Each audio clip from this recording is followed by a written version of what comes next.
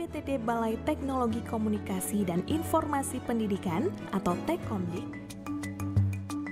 UPTD Balai Tekkomdik mengemban tugas untuk melaksanakan kegiatan berdasarkan perundang-undangan dan kebijakan pemerintah di bidang pengembangan aplikasi, sarana dan prasarana teknologi komunikasi, dan informasi untuk pendidikan.